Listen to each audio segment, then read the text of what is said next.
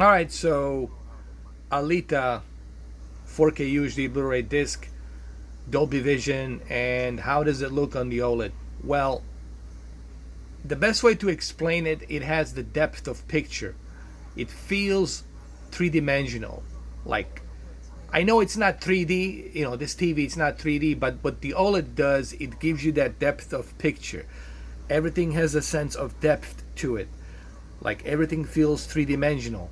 That's because you have a really good TV. You have organic light emitting diodes.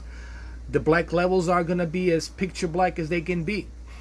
The colors are going to pop as natural as they can be, whatever in each pixel. That's because you have OLED.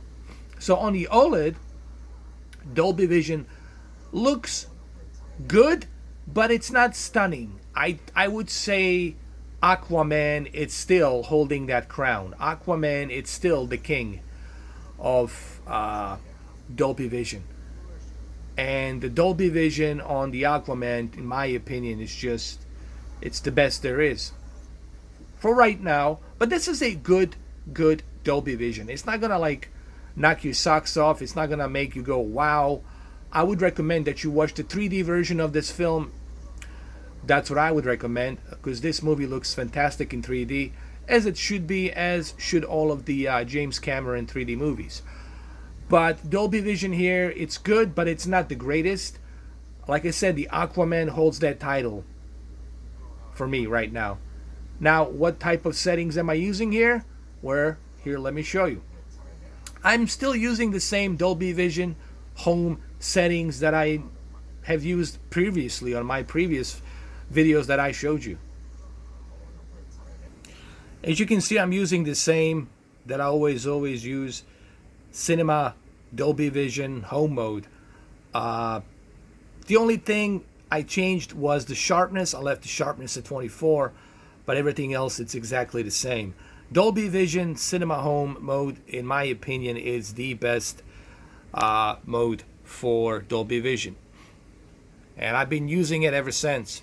I haven't stopped using it. And this is pretty much what it consists of, for those of you who are wondering. Here, let me show you.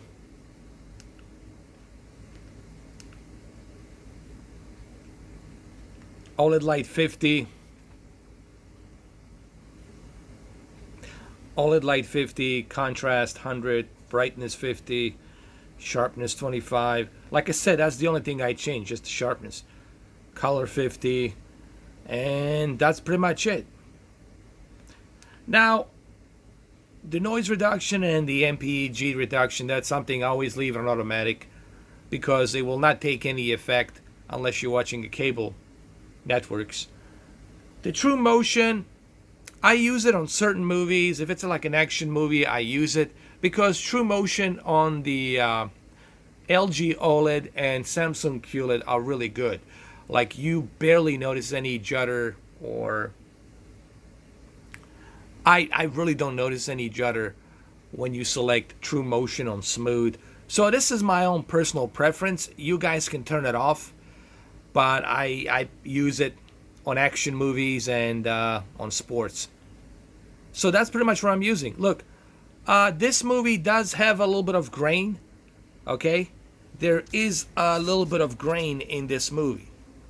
So I just would like to point that out. So as you can see, it looks good. It looks very detailed on the OLED.